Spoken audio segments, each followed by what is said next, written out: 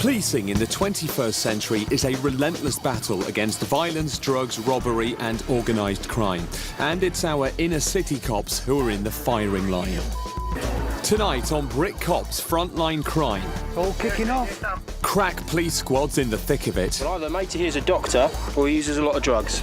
Tackling dealers who will do anything to hide their stash. That's just come out of his mouth.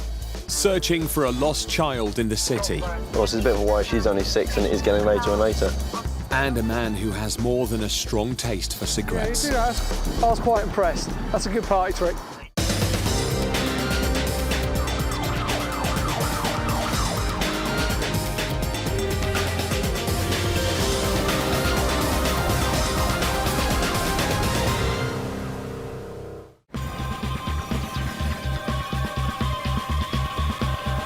London. With a population of almost 8 million, the use of Class A drugs is on the increase. Leading the frontline battle against the dealers and users are Hammersmith and Fulham's elite drug and robbery squads.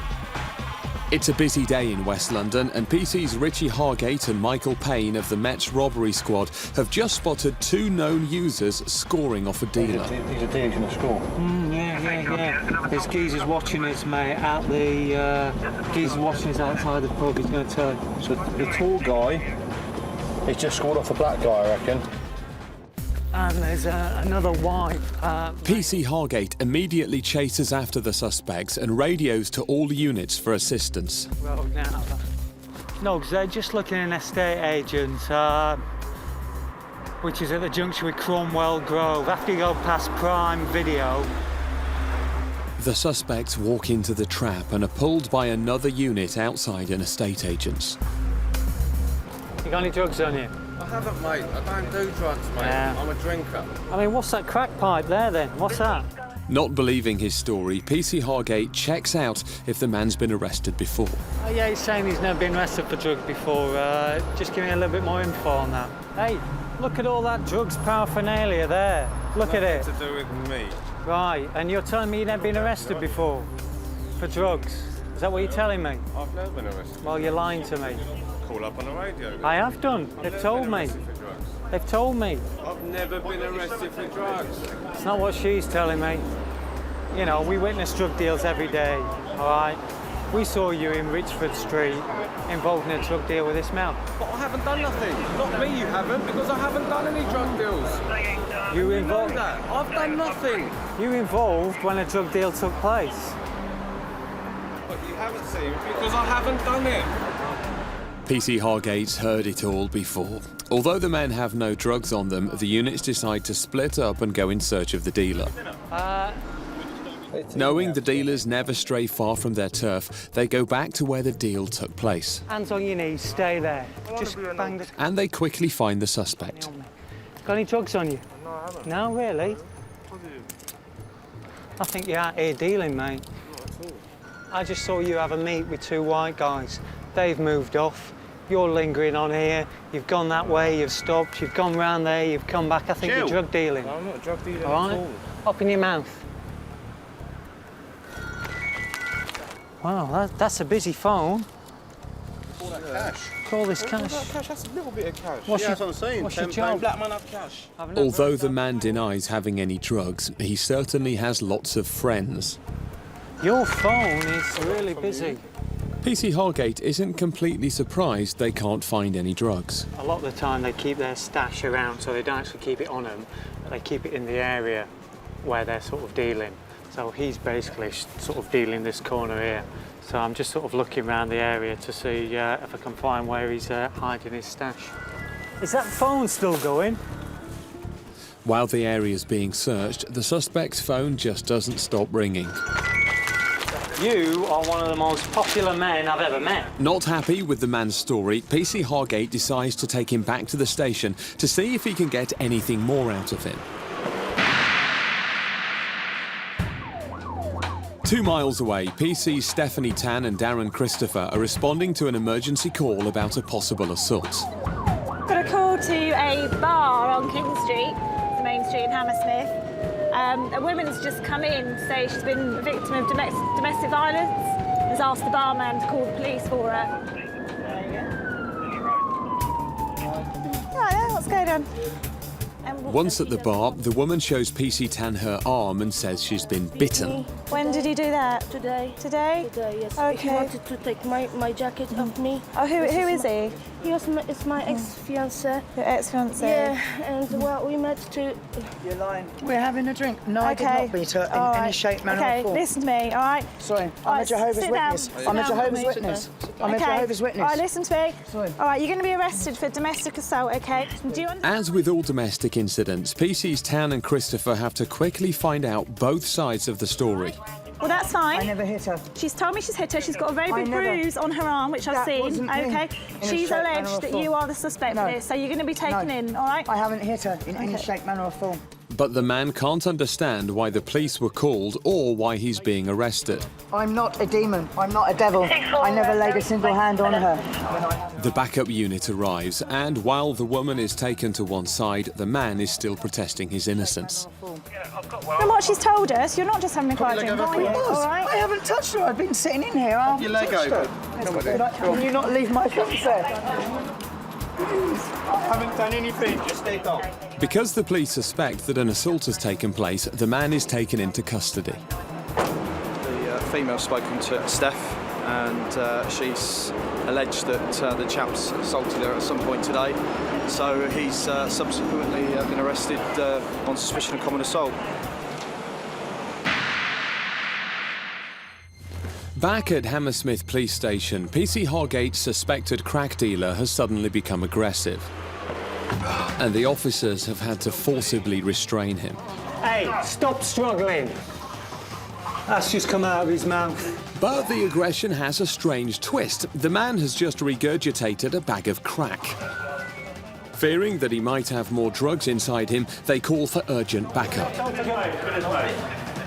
Listen to me, we found these drugs in your mouth, all right? But they're not sure if the man has any more drugs to bring up, so he's restrained and rearrested. About 20 rocks in here, so you're under arrest for possession of Class A drugs with intent supply. Cuffed, he's quickly taken to a cell to be strip searched. But they don't find any more drugs on him. It seems they were all down his throat. Quite often now, we've found that drug dealers, a lot of them, are sort of developing an ability to keep the drugs basically lodged in their throat and then regurgitate them when they want. We've seen that they can't do this indefinitely, and sooner or later they have to sort of regurgitate the drugs up. And basically that's what's happened here. When we've originally stopped them, they're lodged in his throat, at the back of his throat, where you can't see them. He started talking to us, and it was clear to see, it's quite a large amount, clear to see this gone in his mouth. Coming up, the terrifying dangers facing the frontline cops. This is the knife that he had on him when the officers stopped and searched him. Quite a nasty weapon. Stand still. How one woman steps in and saves a man from being nicked. Yeah, it's a loss at this point. It's going through the estate. And how the search for a stolen red moped can make you colourblind. We get tunnel vision, don't we? Everything red. There's a red bus. Quick, a red light.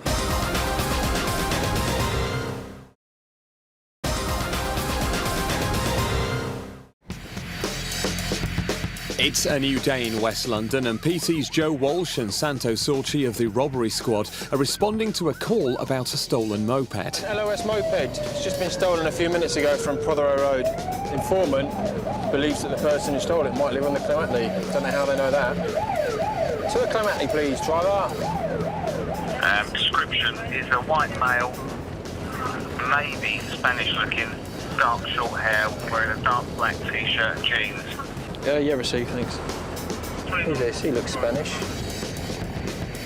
Yeah, it's a loss at this point. It's going through the estate. Unable to get their car along the walkway where the suspect rode off, they race to the other side of the estate. Informants just rang to say there's two 15-year-olds stripy tops with a red moped. What's your top speed running, Joe? 20 miles an hour? 25? Wow. Might be in luck. If they have to go into the estate, PC Walsh might need all her running speed. Yeah, we're getting the runaround from this LOS Moped. Just wonder if you could pop down to Clemently, Lily Road, Northdale Road area. Try and squeeze it. This could be a long day for the Robbery Squad.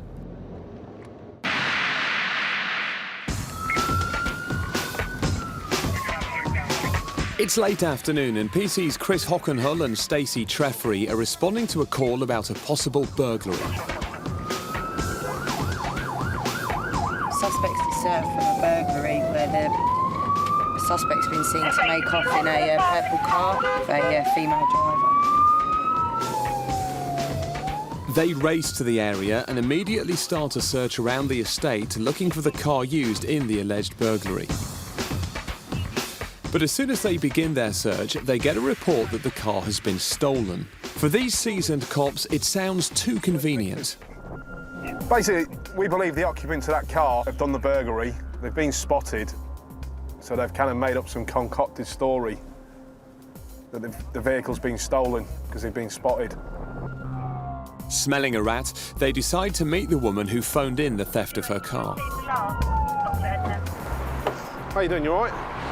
What actually happened then? The woman appears very upset, but PC Chris Hockenhull knows that they're looking for two suspects, one of whom is a woman. I need to explain something to you, OK? Just before you report your car being stolen, literally just before, a burglary happened. But you matched the description of one of the people involved in the burglary. And it makes me think, well, wait a minute, somebody's seen you. Listen, I can understand that you're going to go, no, it wasn't us. I just jumped out of the car, two people have jumped in my car. You look at it from our point of view, somebody's just done a burglary, right? Yeah. They get spotted by members of the public. They suddenly go, oh, sugars, we've been caught because I'm using my own car. I'll tell you what I'll do, I'll just report it stolen to get out of it. Because to be honest with you, we don't get that many women that are involved in burglaries around Hammersmith. Not happy with what she says, PC Hockenhull arrests her. At the moment, you're under arrest on suspicion of burglary, all right? Still not happy with her story, PC Hockenhull then tries to reason with her. I hate people trying to take the piss out of the police because we're not stupid. I've been doing this for far too long to say none of this adds up to me.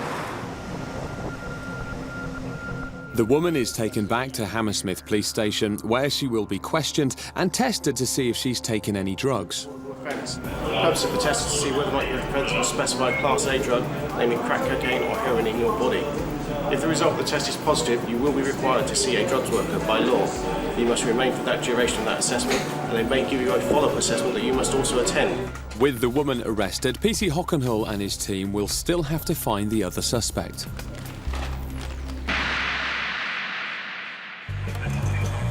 On an estate in West London, PC's Walsh and Sorchi are still hot on the trail of the red moped thief. If only it was facing the other way, we would have never turned it around in time. Coming into this estate here, find lost or stolen vehicles abandoned down here because it's dark and dingy and full of nooks and crannies where they can abandon and then run off. It's very difficult to get round in a car. With so many places to hide, they decide to continue the search on foot. I'll have a little walk through.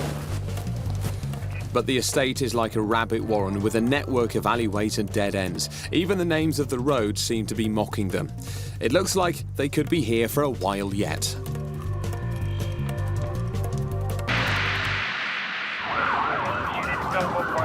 PC's Richie Hargate and Michael Payne get a call that uniformed officers are tackling 5 teenagers on a garage forecourt. All kicking off. Backup is urgently needed. The youths have knives and drugs on them. We've got officers that are requesting for police assistance. They've stopped a car and the occupants of the car are being violent towards them, so we're just kind of their assistance now. London has over 20 knife crimes a day, so there's no time to lose getting to the scene. The uniformed guards have stopped this car here. There's 5 youths in there. They've searched one of them, who's been found with a knife on him.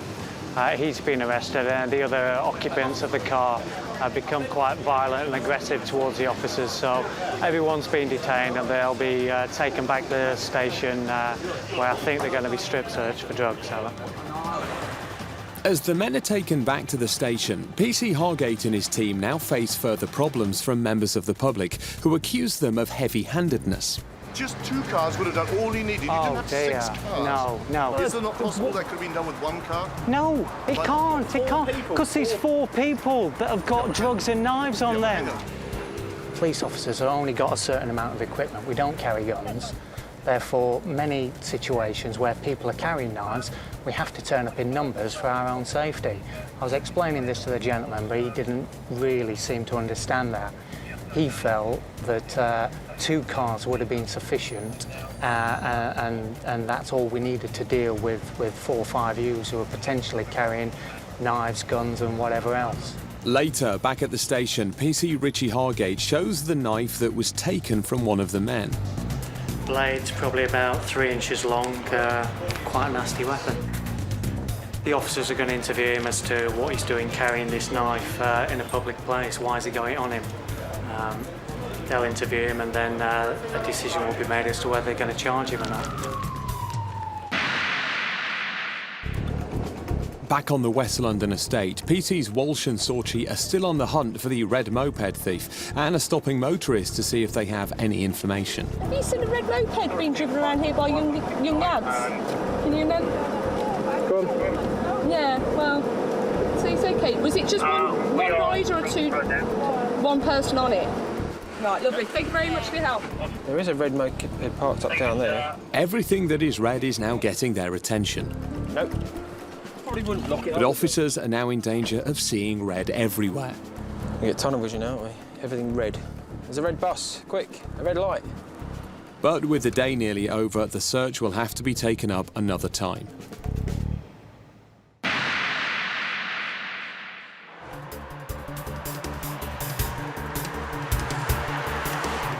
It's nearly midnight, and the rapid response team of PC's Chris Hockenhull and Alex Townsend have been called to a possible violent assault. Arriving at the scene, they immediately arrest a man. Get on the floor. You don't need to handle me like that. Right, Turn over on your front, mate. It's quiet. Calm yourself down, mate, all right? Listen, chill. He admits to possessing an unusual weapon. A wine opener. You got a what? A wine opener. A wine opener, where's that? He claims he did it in self-defense because a man touched him. It was one gay man tried it with me. I wasn't having it. What is it? Been detained. He grabbed my ass. I was like, hold on. What are you saying? Is he ident? Is he? Yeah. You don't need to handle me no way, I'm telling you. Chill. We just want to make sure you've got nothing on you shouldn't have. No, I got a wine opener. Yeah? Don't worry, I'm telling you, trust me.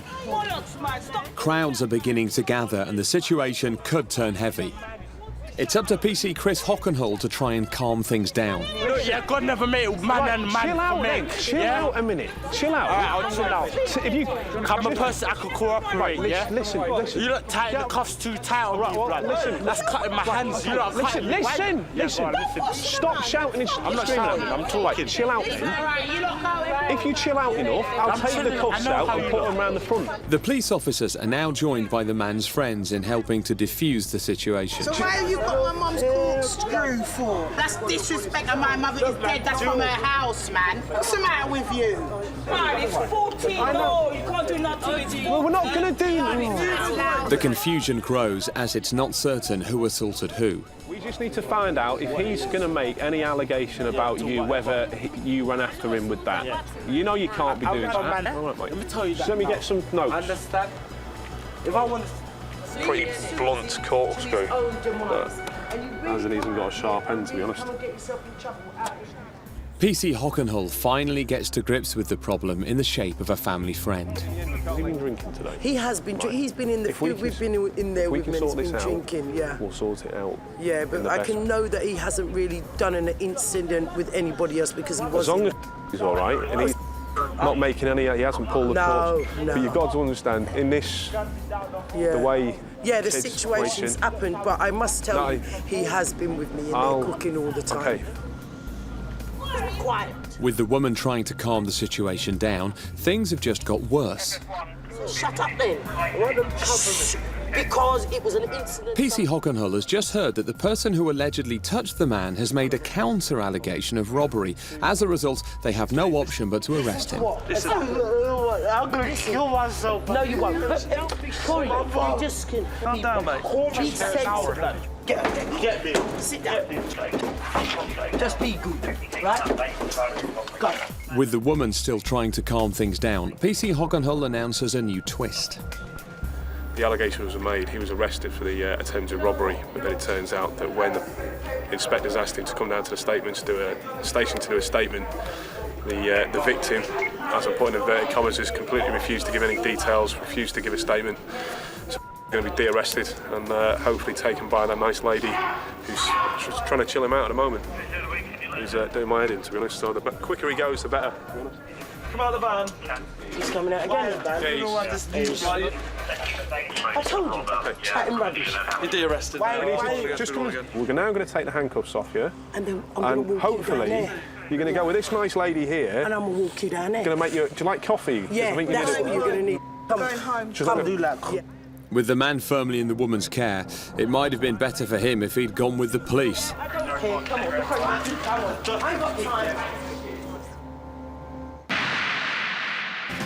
Sit down or I put you down.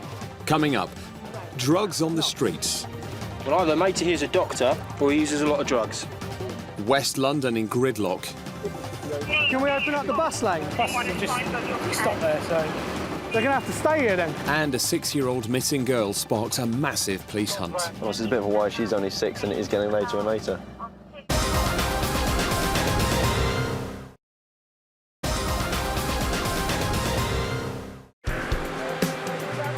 Every day, over 3 million vehicles use London's roads, but it only takes one accident to bring its arteries to a standstill. It's a busy Wednesday, and Hammersmith and Fulham's patrol car with PC Sean Snaith has been called to an accident. A woman has been run over by a truck. Right, we've got a female casualty hit by a lorry on Shepherd's Bush Green and units requiring urgent assistance. The accident has happened at Shepherd's Bush Green. It couldn't be worse. It's one of West London's main traffic hubs, but right now it looks more like a car park. She's got a severe injury to her leg at this moment in time, that's all we know, and she's partly trapped under the lorry. We're trying to deal with the traffic while we've got other units already down the bottom there, dealing with the accident itself, so we don't have a gridlock, and before long everything will be at a standstill. With no time to lose, PC Snaith is immediately thrown into making plans to divert the traffic. But there's a problem. There's nowhere to divert it to. Can we open up the bus lane, or is it not far enough down? The buses have just stopped there, so they're going to have to stay here then. This is being classified as a serious incident, and nearly 40 emergency personnel are now involved. The buses should have already been contacted. Yeah, Gold Badge has been contacted already. That's no problem. But whilst the traffic flow is important, the main priority is the well-being of the woman.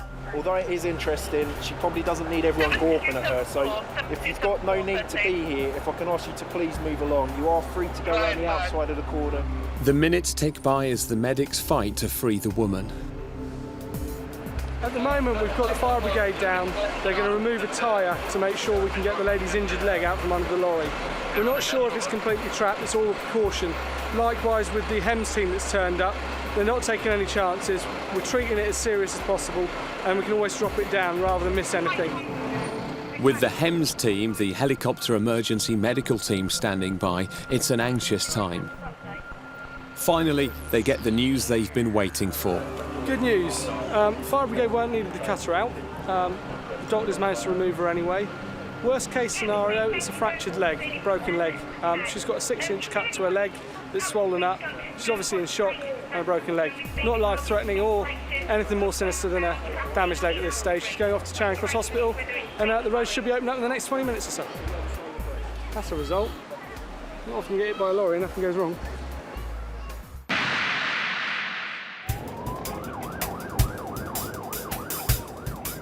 It's 3:30 p.m. and PC's Richie Hargate and Santo Sorci of the Met's Robbery Squad get a call about a possible drug deal. They've got a couple of males stopped in an area known for Class A drug dealings. Me? Joining other units in the quiet residential street where the deal was alleged to have taken place, it's not long before one man starts to kick off. Sit down. Sit down. He'll get the camera off me then. Sit down or I put you down. Off me. Sit down or I put you down. Do what you're told. The officers have seen someone drop a wrap of heroin, but not surprisingly, everyone denies it's theirs. I think it smells like some heroin. No, he thinks I had some on me because he found one on the floor, yeah? Really? Yeah, really. Look how many of us here are here. What, and it's just mine, yeah? I've unwrapped this little piece of paper here, and it's got a brown powder in that suspect is heroin. We've stopped these males. He's dropped one rock and he's sat on the fence and he's dropped it over the fence as I've stopped him. With everyone being held and questioned, it's not long before another one of them starts shouting the odds. Absolutely fucking ridiculous. No one's done nothing. No one's done a thing. Why don't you search me and let me go about my business, please? All right? I've got nothing on me, not at all. I don't even drug test me. I have nothing. I do not take drugs. I was walking. As the police continue to search for drugs, the suspects are becoming more aggressive. Told you. No, not I forgot what you said. You must have written it down, innit? Did you see me writing anything down? Tell you the truth, I weren't looking at you, mate. Did you not? Oh. Stay still. Calm, mate. Don't fuck. You got any shots? One man continues to deny that he dropped any drugs when the officers have seen him do it. This male, upon seeing us, dropped a small wrap of brown powder. Yeah, I've been dropped shit. Which I believe to be heroin. Prove it. So at the moment he's under arrest for possession of heroin. Prove I dropped it. Prove I dropped it. I'm not going to argue, yeah? You didn't see me do shit, because I didn't drop nothing. Shut up. Yeah, I'll shut up, yeah? This man claims to have no drugs on him, but admits to being a user. You got any other drugs on you? Nope. Looking to school? Nope. What shops for? Not when I do score. I'm not looking to score right now. Oh, right. So it's memoirs. Apart from all his drug users' paraphernalia, the man also seems to collect Oyster travel cards. You're going to be upset when they take the Oyster card away, aren't you? Mm-hmm. Whose are all these? Mine. Why have you got 4? Sometimes I forgot I've had one, lost it, find it again. Really? He also seems to collect SIM cards. Whose are these SIM cards? Mine. Where do you get them from? Phones I've been given. Going through the man's bag, PC Sorchi discovers a large quantity of syringes. Well, either matey here's a doctor, or he uses a lot of drugs. Take your pick. We have a crack pipe here. Lots of syringes. Taylor. You say heroin? Yeah. I'd say heroin too. Yeah. But unfortunately no heroin. Maybe you're still going to go buy some today, who knows? Although they find no drugs on them, it's been decided to take some of them back to the station for further inquiries. Van is here. Your carriage awaits.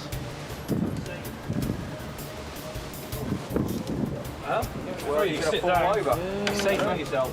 Standing or sitting, this man is nicked, and for the squad, it's a good result. We drive around the area, we've seen 3 guys on the corner, they're just up there. We've spun round and they've moved back to this area here. As we've pulled up, they all look quite startled to see, recognise the car straight away.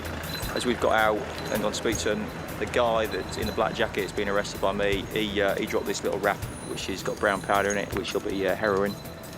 The other chap, the big black geezer, he had a wrap very similar to that as well in his possession. So 2 guys have been arrested for possession of heroin. They're all drug users. You can see by the state of them, they're the people that take drugs and commit crime to fund their habit, basically. So 2 arrests and showing the local neighbourhood that we're out there dealing with these people. So good result, really.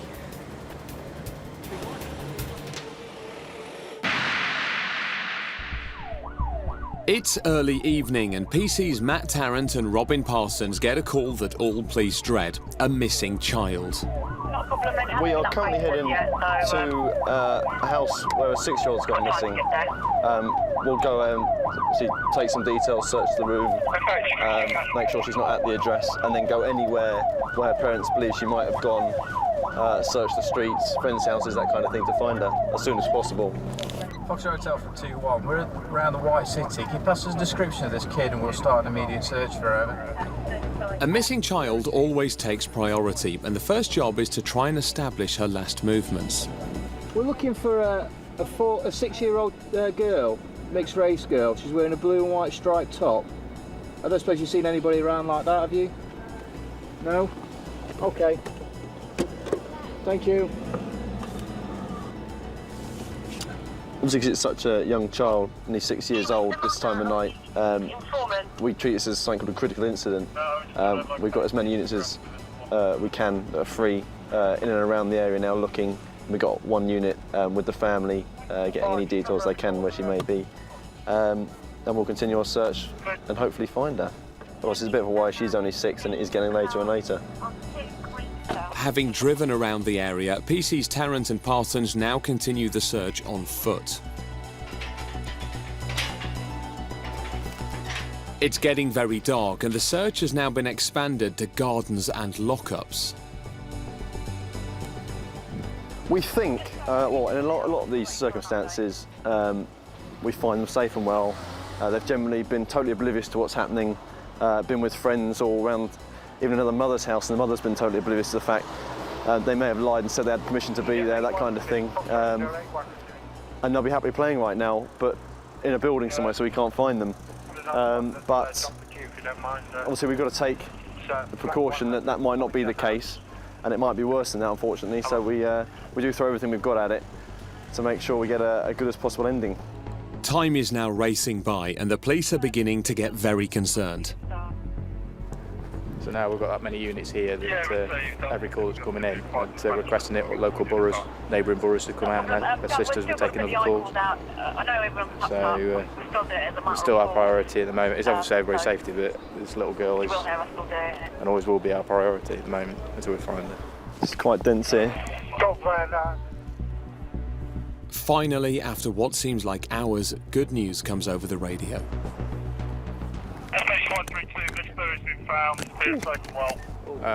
That's good. Well, that's a bit of a relief. She's been found. Not sure the circumstances yet, but I believe safe and well, which is fantastic news. And it's got quite worrying. She had been missing quite a while, and so there's a lot of us looking, trying to make sure she wasn't lying injured somewhere, anything like that. But thank goodness she's back home, safe and well, and we shall resume our normal duties. It's 2:30 a.m. and PC Chris Hockenhull and Sergeant Chris Penman are coming to the end of a long night shift when they come across a character well known to the team. What's his name? Oh. Yeah. It looks like there's been a violent bust-up between the man and a woman. Whatever! Listen. Whatever! Listen. Wanker! Oi! Undercover! The man's obviously the worse for wear, and PC Hockenhull has got to try and sort out what's happened. You look like some sort of cunt in a uniform. A witness gives a clue as to why the fight started and why the man seems so angry. Do you see she take his beer?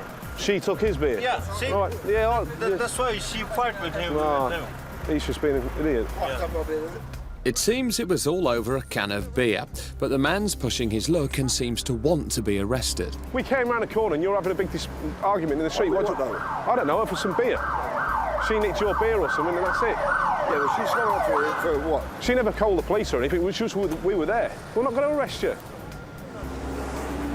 I mean, it's been a bit of a set two between him and his girlfriend. I think his girlfriend tried to nick his beer and they've had a bit of an argument about it. As you can see, he's a bit of a big chap, but nobody's making any allegations, so we'll just let him go on his way. We've met him before, he's slightly a bit mad. He gets on with Kidney very well, though. Very well suited. Reflecting on the fact that he's not going to be arrested, the man decides to chill out on the bonnet of a police Q car and then go on his way, with a little encouragement.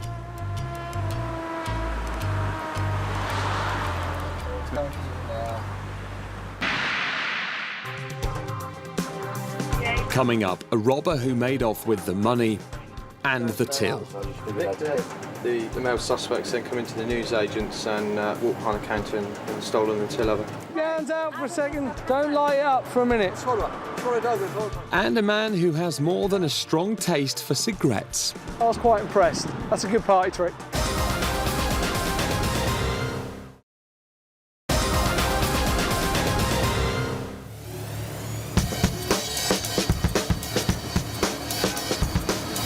With over 9,000 miles of London roads to patrol, it's the role of the police to keep people safe on them.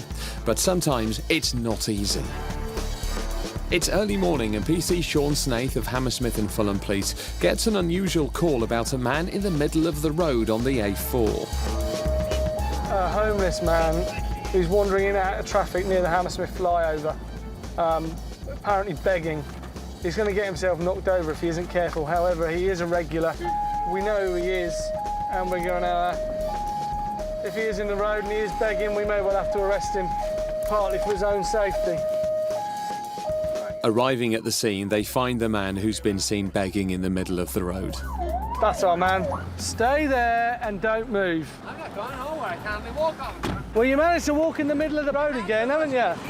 Why were you walking in the middle of the road begging again? I'm street corner, post bus from the dog in, and walking the gutter. Rubbish. You're going to get yourself run over one of these days. I'm very good extra officer. While PC Snaith is taking down his details, the man decides it's time for a cigarette. Don't light it up for a minute. I swallow it. I swallow dog in all the time. Yeah, you do that. That's a good idea. I like that. Am I neat? Not yet, you ain't. The man denies he was begging, but claims he was only crossing the road. You must think I was born yesterday. We don't get phone calls for people crossing the road. I was crossing the road, sir. So if I find out that you've been begging in the middle of the street, in the middle of the flyover, you are being arrested. All right?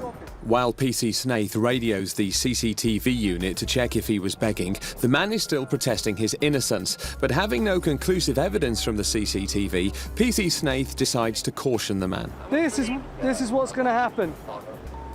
You're not going to be arrested, okay? Because technically I found you on the pavement, and I haven't seen you begging. Thanks very much. However, I know in 5 minutes' time I'm going to get called back to you walking in the middle of the road begging. Yes.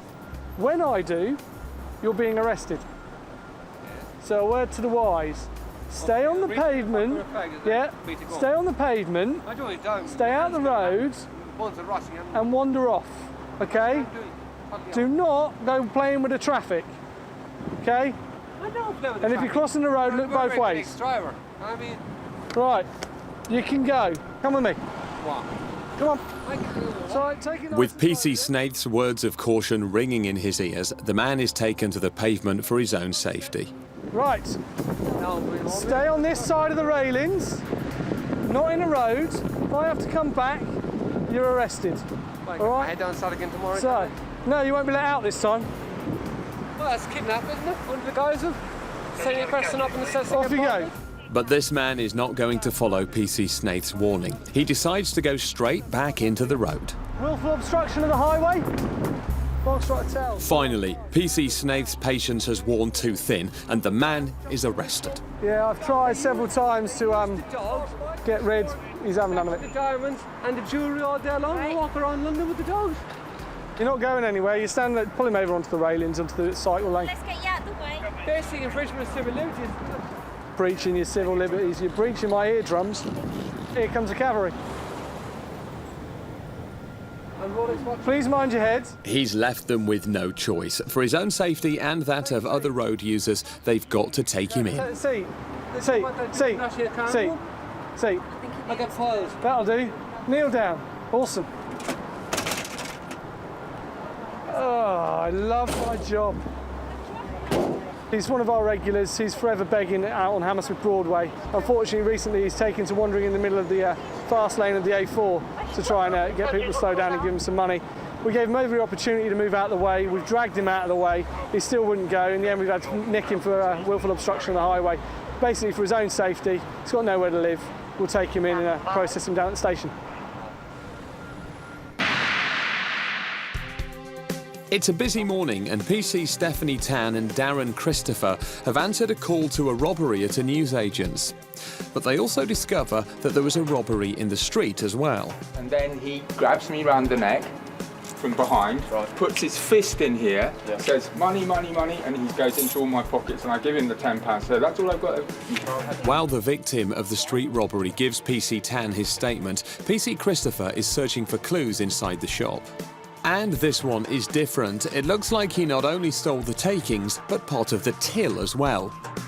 Another witness has come forward. This man has got a cast-iron description. He took a photograph of the robber. I've got a photo of him running past my apartment, carrying the money till in his right hand. He's possibly taking his jacket off. At this stage, I don't know how much cash has been stolen. He's obviously dumped the till, taken the cash. From my colleague outside, I understand that a victim's a witness has seen the suspect and taken a few photos on his digital camera.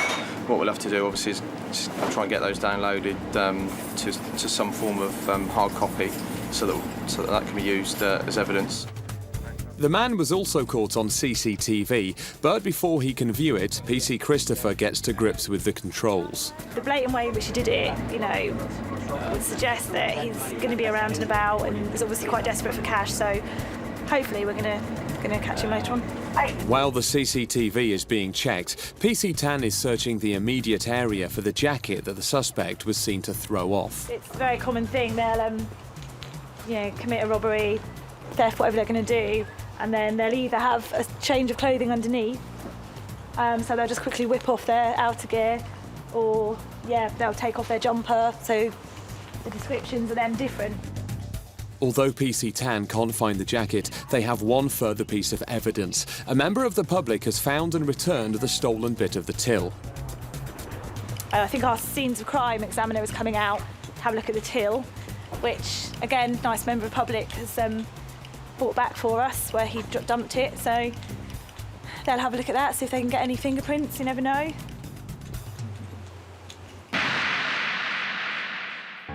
It's Friday morning and PC's Martin Warnes and Chloe Harrison are responding to a call which sounds all too familiar.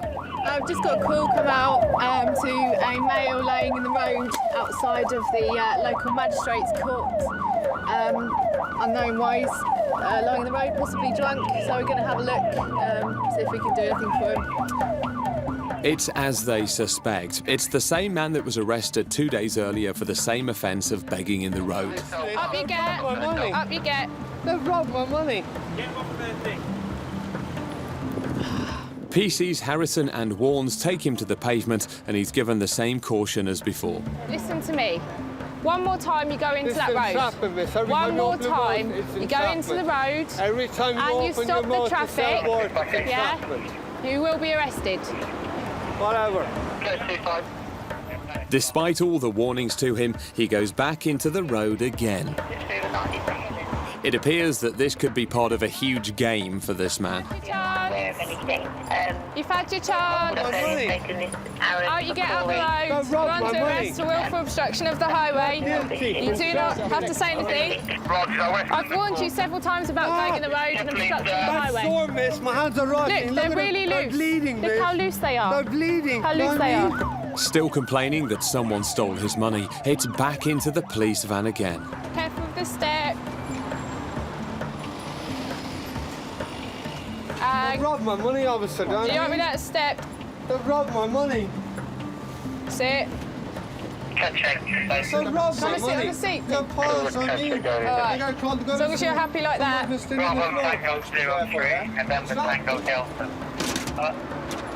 Had to be arrested, really. Otherwise, he would have either got run over or stopped the traffic, or it's inevitable. I warned him twice, so... Once again, the man is taken away for his own safety. But how long will it be before he's back on the road begging?